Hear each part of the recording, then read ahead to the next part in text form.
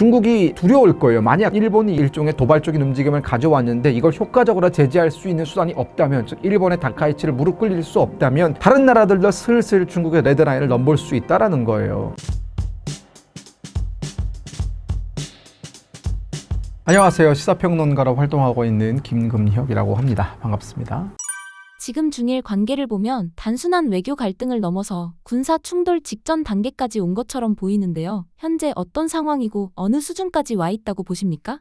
중국과 일본 사이의 관계라는 것은 사실은 늘 어떤 긴장 상태를 가지고 있거든요. 이 중일 관계라는 것은 굉장히 복합적입니다. 한중 관계라든가 혹은 한일 관계와는 또 다른 역사를 가지고 있고, 특히나 이 두 국가는 2차 대전 때 전쟁을 벌였던 중일전쟁이라는 1937년에 시작해서 1945년까지 무려 8년 가까이 전쟁을 치렀던 나라고, 또 일본군에 의해서 당시 난징 대학살이라든가 상당히 많은 민간인 피해가 중일전쟁 때 발생이 됐기 때문에 중국인들의 일본에 대한 그 분노라든가 혹은 복수심은 사실 우리가 생각하는 것보다 한 차원 위에 있거든요. 그렇기 때문에 이 중일 관계라는 것은 물론 외교적인 면에서 봤을 때에는 큰 틀에서 무리가 없이 진행되는 것처럼 보이지만 양 국가 국민들 사이에 존재하는 반일 감정과 반중 감정은 사실은 굉장히 높다. 때때로 국내적인 어떤 이슈, 그러니까 이 반중 감정이나 혹은 반일 감정이 이런 외교에 영향을 미쳐서 중국과 일본 사이에 서로 원하지 않는 그런 무력 충돌 양상까지도 가고 있는 형태로 보이고요. 다만 저는 이 두 국가가 직접 무력 충돌을 할 것이냐, 이 가능성의 부분에 대해서는 여전히 낮게 봅니다. 그러니까 무력 충돌을 할 것처럼 긴장 상태를 최고조로 끌어올렸다가 아마 극적인 합의를 맺으면서 이 사태가 해소되지 않을까라는 생각이 드는 것이, 두 국가 모두 너무나 막강한 군사력을 가지고 있기 때문에, 특히나 중국 같은 경우에는 핵 보유국이고 일본은 물론 자위대 육상 병력 같은 경우에는 별 볼 일 없지만 해상 자위대의 능력은 사실은 중국 해군이 가지고 있는 능력과 거의 맞먹을 정도의 전력을 보유하고 있고, 또한 그 해상 자위대의 전술 또한 공세적이거든요. 그렇기 때문에 둘 다 무력 충돌이 발생을 하게 된다면 그게 우발적인 이유든 혹은 의도적인 이유든지 간에 막대한 피해를 입을 겁니다. 그리고 두 국가 모두 또한 이 경제적으로 전 세계적으로 지금 한 3위, 4위 정도의 그런 체급을 가지고 있는 나라들이잖아요. 그러니까 이 전 세계 경제를 움직이는 두 나라가 전쟁을 해가지고 전 세계 주가에 영향을 미친다면은 그건 또 그것대로 재앙이기 때문에 결국은 파국을 피하기 위해서 두 국가 모두 출구 전략을 찾지 않을까라는 생각이 좀 듭니다.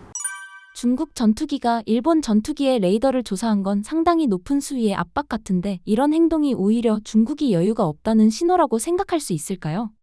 이런 군사적인 무력 행위 중에서도 특히나 기존에 중국과 일본 사이에 혹은 중국과 미국 사이에 있었던 그 전투기 사이의 이 무력 도발은 근접 비행이거든요. 그러니까 서로의 동체를 굉장히 가깝게 비행시켜서 거의 15m 간격으로 비행시킨다든가, 아니면 양 조종사가 서로 육안으로 상대방의 얼굴을 마주볼 수 있을 정도의 근접거리까지 간다면은 해당 기체, 그러니까 그 해당 비행기의 운행만으로도 사실은 동체가 흔들린다든가 여러 가지로 위협을 받을 수 있거든요. 사실 그래서 근접 비행이 우리가 생각하는 가장 높은 수위의 도발이었는데, 중국이 이번에 레이더를 썼다라는 거죠. 그러니까 레이더를 쏜다라는 것은 표적 안에 있다라는 것이고 언제든지 미사일 발사 버튼, 즉 요격할 수 있는 준비가 되어 있다라는 것들을 좀 암시하는 것이기 때문에 사실은 저도 좀 놀랐습니다. 이 정도로 도발을 하냐. 왜냐하면 혹여라도 거기서 일본군 조종사가 중국군이 얘를 자기한테 레이더를 쐈고 그게 미사일을 락온이라고 해서, 락온이라는 건 레이더를 쏜 걸 더 넘어서서 미사일로 조준했다는 뜻이거든요. 그러니까 락온이라는 표시가 들어오게 되면은 상대방의 공대공 미사일이 나한테 날아올 수 있다라는 겁니다. 버튼만 누르면 날아오는 거고 나는 요격당한다는 뜻이거든요. 그러니까 락온까지 가지는 않았지만 레이더를 쏜다라는 것은 락온을 하기 위해서 상대방의 동체가 어디 있는지를 찾는 거거든요. 그러니까 굉장히 일본군 조종사는 위협을 느꼈을 것이고, 여기에 대해서 대응하는 차원에서 함께 락온을 걸어버리거나 아니면 회피기동을 하면서 같이 레이더를 쏘거나 이러면은 정말 예상치 못했던 사태가 발생할 수 있거든요. 그래서 저는 중국이 무모한 도발을 하고 있다. 근데 그 이후에 레이더를 조사한 이후에 사실은 더 이상의 도발은 나오지 않고 있거든요. 그러니까 저는 중국도 좀 놀라지 않았을까라는 생각이 좀 듭니다. 중국 히토류 카드는 효과가 떨어지고 일본은 중국을 반도체로 위협하고 있는 것 같은데 어떤 상황인가요? 중국과 일본 사이에 이 정도 무력 충돌 양상까지 갔던 적이 한 번 있거든요. 아마 2010년, 11년 이쯤일 거로 기억하는데, 센카쿠 열도, 그러니까 일본이 시료 지배하고 있는 남중국해의 그 센카쿠 열도에서 중국이 영유권을 주장하면서 그 센카쿠 절대된 영유권, 영토권을 주장하면서 이제 무력 충돌 양상까지 벌였었는데 그때 일본을 상대로 중국이 썼던 카드가 히토류 수출 제한 카드였습니다. 그래서 그 히토류 수출 제한 때문에 일본 경제가 꽤 많이 힘들었던 과거의 선례가 있거든요. 그러니까 일본은 그런 선례로부터 히토류에 대한 어떤 그 수입 의존도를 줄여야겠다라는 생각을 합니다. 2010년대에 중국의 히토류에 대한 일본의 의존액이 약 90% 정도였습니다. 그러니까 일본이 필요한 그 히토류는 90% 가까이 중국에서만 들여올 수 있었다라는 건데 지금 2025년 기준으로 일본은 그 90%의 의존도를 62%까지 낮췄습니다. 그러면 그 30%는 어디서 충당을 했느냐? 호주라든가 호주가 전 세계 2위의 히토류 매장 국가거든요. 중국 다음에 호주입니다. 그러면서 이 히토류를 다방면적으로 수입하기 위한 그리고 필요한 만큼의 히토류를 필요할 때 수입하는 게 아니라 상당히 많은 히토류를 한 번에 사들여 가지고 비축하는 방식으로 언제든지 이런 히토류에 대한 압박이 시작이 될 때 요긴하게 쓸 수 있는 그런 여유분들을 저축하기 시작을 했고 그게 일본이 히토류 관련해 가지고 4가지 정책이 있어요. 첫 번째가 수입 국가 다변화 말씀드렸던 것처럼 중국이 아닌 다른 나라에서 수입하는 방식, 두 번째가 저장하는 방식, 세 번째가 이미 한 번 썼던 히토류를 재사용하는 방식을 연구해서 개발하고 있습니다. 마지막으로 네 번째는 히토류를 대체할 수 있는 대체 물질이 무엇인가에 대해서 찾아내고 있고요. 그러니까 이 4가지 정책을 일본이 굉장히 꾸준하게 해온 결과 히토류에 대한 그 의존도는 줄었다.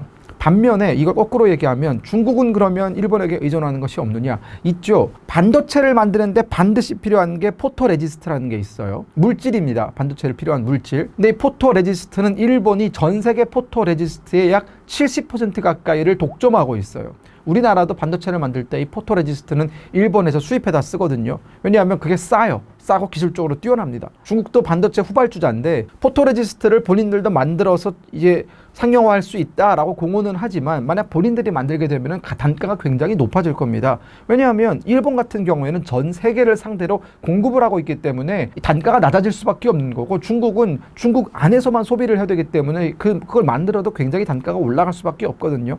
또한 이 기술적 완성도라는 게 포토레지스트가 뭐 내가 오늘 당장 만든다고 해서 만들 수 있는 게 아니기 때문에 그런 면에서 중국은 특히나 이 포토레지스트는 현재 이 7나노 공정이라고 해가지고 반도체 이제 7나노미터 단위의 매우 세밀한 공정에 필요한 포토레지스트는 중국이 일본에게 의존하는 게 약 80%예요. 그러니까 이게 어마어마한 거죠. 중국이 포토레지스트 우리 만들 수 있다라고 공언하지만 히토류 수출 압박 카드를 꺼내지 못하는 이유는 일본도 중국의 명줄을 하나 큰 걸 잡고 있기 때문에 서로가 이 레버리지를 땡겼을 때 입는 손해가 좀 크죠, 둘 다. 저는 그래서 이 사태가 막장까지는 가지 않을 거다라는 생각이 좀 듭니다. 일본이 반도체 카드로 중국을 위협했을 때 중국 반도체를 단시간에 마비시킬 수도 있을까요? 중국 반도체 같은 경우에는 시작한 지가 얼마 안 됐고 그리고 여러 가지 기술적인 한계라든가 혹은 인력의 한계라든가 물론 우리나라나 일본이나 미국에서 인력들을 많이 빼내가고는 있지만 기본적으로 우리나라 반도체는 1980년대, 70년대 말부터 연구개발에 들어가서 80년대부터는 사실상 반도체를 생산하기 시작했던 나라고 중국은 아주 늦게 반도체 시장에 들어온 후발주자거든요. 그렇기 때문에 여러 가지 면에 제약이 있고 가장 큰 제약은 사실 일본이 아니라 미국이죠. 그러니까 미국이 엔비디아라든가 이런 기업들이 다 미국 기업 아닙니까? 그러니까 엔비디아라든가 이런 기업들이 반도체 수출 중국에 하지 않음으로 인해 가지고 중국은 지금 현재 전 세계 시장을 휘어잡고 있는 최첨단 나노 공정의 반도체 기술은 수입을 못하고 있고 자신들이 만드는 아주 단순한 반도체부터 지금 하고 있거든요. 저는 그렇기 때문에 만약 일본이 정말 독하게 마음을 먹고 포토레지스트 수출 안 하고 반도체 기술 관련해 가지고 중국과 MOU 끊어버리고 이러면 여기 일본만 동참하는 게 아니거든요. 미국도 여기 동참할 수 있고 그러면 중국의 반도체 시장은 아주 큰 타격을 입을 수 있죠. 이런 중일 갈등에서 현재 미국 트럼프 대통령의 입장은 어떤가요? 아직까지 미국의 입장은 정중동 자세고요. 움직이지 않고 있는 자세고 좀 지켜보고 있는 것 같습니다. 그런데 미국에서 들려오고 있는 얘기를 보면 이 중일 갈등이 결국은 그렇게 오래 가지는 못할 거다라는 그런 얘기가 나오고 있고 다카이치 사나이 총리가 등장을 하고 나서 다카이치 총리의 주요 지지 기반이 일본의 2030 세대거든요. 압도적인 지지를 받고 있습니다. 거의 80% 가까이의 지지를 받아요. 2030에. 그리고 일본 2030의 그 반중 여론이 상당히 높거든요. 그러니까 본인 지지층의 그 반중 여론을 의식해서 대만 관련 발언을 했다가 중국과 갈등을 빚었지 않습니까? 여기서 이제 중국도 그렇고 일본도 그렇고 서서히 발을 빼야 됩니다. 이걸 끝까지 가져가서 무력 충돌로 가서는 두 나라 모두 얻을 게 없기 때문에 서서히 출구 전략을 찾을 거로 보이고요. 그러니까 미국 입장에서는 오히려 미국이 개입을 하는 것이 두 나라가 출구 전략을 찾는데 어려움이 될 수도 있어요. 두 나라 문제는 두 나라가 알아서 해결하도록 잠시 방관하는 것이 서로 볼장 다 보고 빠져나가는 그런 그림이 될 수 있거든요. 저는 그래서 미국이 더 개입하지 않을 거라고 생각합니다. 현재 중일 갈등에서 전략적으로 불리한 쪽은 중국이라고 봐도 될까요? 일본도 불리한 게 있고요. 중국도 불리한 게 있습니다. 근데 지금 중국이 저렇게 예민하게 신경 과민성 반응을 보이는 것은 기존에, 그러니까 대만 문제 관련해서는 중국이 100%의 영향력을 발휘할 수 있고 대만 문제에 대해서 다른 나라가 참견하는 것은 내정 간섭이다라고 늘 얘기를 해왔고 그게 일종의 중국의 레드라인이었거든요. 그게 이제 레드라인인 이유는 가장 핵심 이익이고 그 현상, 국제 관계에서 어떤 현상이라고 말할 때에는 어떠한 나라가 지배적인 권력과 지배적인 지위를 차지하는 그 현상을 변경시키지 않으려는 중국의 의지가 굉장히 강했던 건데 여기에 비해서 미국은 중국이 그렇게 강력하게 주장하는 대만에 대한 본인들의 뭐 영향력이라든가 이런 것들에 대해서는 약간은 묵인하면서도 이 양안 관계에 있어서 중국이 레드라인, 즉 대만을 무력으로 침공해서 대만 해협을 넘어와서 대만에 상륙하는 이것만큼은 미국이 설정한 레드라인, 이렇게 해서는 안 된다라는 것이거든요. 그래서 미국이 보면은 뭐 중국이 예를 들어 올림픽에서 대만 국기 못 쓰게 하고 국가 못 부르게 하고 이거에도 미국이 뭐라 안 해요. 왜냐하면 그건 뭐 중국이 강력하게 주장하는 거고 이걸 본인들이 레드라인이라고 하니까 냅두는 거거든요. 근데 일본이 시도하는 건 이러한 현상의 변경입니다. 현상 변경이라는 건데, 즉 아니 왜 대만에 대해서 중국만 영향력을 발휘할 수 있다고 말하는 거냐, 혹은 대만 문제에 일본도 개입할 수 있다. 대만 해협이 중국 공산당의 통제에 들어가면 일본은 수출과 수입에 의존하는 나라인데 그 수출에 있어서 큰 영향력을 받기 때문에 대만의 문제는 일본의 문제이기도 하다라는 인식으로 이제 무력 개입을 할 수 있다라는 말은 중국이 그어놓은 레드라인을 무시해버리는 거고 현상을 변경하려고 시도하는 것이거든요. 그래서 중국이 저렇게 반응을 하는 것이고 저는 중국이 두려울 거예요. 만약 지금 일본이 이렇게 본인들에 대해서 일종의 도발적인 움직임을 가져왔는데 이걸 효과적으로 제재할 수 있는 수단이 없다면, 즉 일본의 다카이치를 무릎 꿇릴 수 없다면 다른 나라들도 슬슬 중국의 레드라인을 넘볼 수 있다라는 거예요. 미국도 그렇고요. 또한 뭐 지금 중국과 어떻게 보면은 대립관계로 돌아서고 있는 나토라든가 EU 입장에서도 중국이 그동안 강력하게 주장해왔던 통일이라든가 혹은 대만에 대한 뭐 내정 간섭이라든가 이런 문제를 아무렇지 않게 생각할 수도 있다라는 거죠. 저는 그래서 중국이 저렇게 지금 이번에 본때를 보이겠다, 물러서지 않겠다라는 의지를 가지고 있다라는 생각이 들었고요. 하지만 무력 침공은 못할 겁니다. 최근 김정은의 행보는 어떤가요? 최근 김정은의 행보는 공개적인 활동을 좀 자제하고 있는 편이고요. 물론 아예 등장하지 않는 건 아니지만 최근에 뭐 공군 창설 80주년 행사에 김주애를 데리고 대동했던 모습이 공개가 됐고, 또한 가장 최근에는 북한의 조선노동당 전원회의가 있었습니다. 저희 전원회의라는 것은 당의 고위급 간부들 전체가 참가하는 중앙당에서 일하는 사람들이 다 모여서 하는 그런 전체 회의라고 봐도 되겠고요. 그 회의에서 이제 2025년에 북한의 성과를 점검하고 2026년에 계획에 대해서 공유를 했을 거로 보이는데 핵심은 이러한 전원회의의 진행과 과정, 결과, 보고에 대해서 주민들한테 상세하게 공개하지는 않았습니다. 그 말은 북한이 2025년에 북한 주민들에게 내세울 만한 게 별로 없었다라는 거죠. 현재 파악되는 김정은의 건강 상태는 어떤가요? 김정은의 건강 상태는 현재로 봤을 때에는 양호합니다. 뭐 큰 지병을 앓고 있거나 아니면 어떤 심각한 질환이 있어서 당장 치료가 시급하거나 뭐 그런 상황은 아닌 걸로 보이고 정상 수치로 보이는데 이게 언젠가 단기간 안에 급속하게 안 좋아질 가능성은 가지고 있죠. 일단 그 체중 관리를 여전히 못하고 있는 모습이고 최근에 등장한 모습 보니까 살을 살짝 뺐어요. 제가 봤을 때 한 5kg, 6kg 정도는 뺀 모습으로 보이는데 뭐 140에서 5kg 빼봤자 135kg. 네, 여전히 초고도 비만인 건 맞고요. 또한 고혈압 같은 경우에는 본인의 그 고혈압을 낮추기 위해서 해외로부터 그 혈압을 낮추는 약들을 지속적으로 수입하고 있다는 건 우리 정보기관의 보고에 의해서 이미 파악이 된 바고, 그렇기 때문에 현재는 뭐 큰 문제는 없어 보이지만 언제든지 안 좋아질 가능성은 있다라고 말씀드릴 수 있습니다. 딸추에는 중국 열병식 이후로 모습이 보이지 않는 상황입니다. 현재 북한의 후계 구도는 어떻게 진행되고 있나요?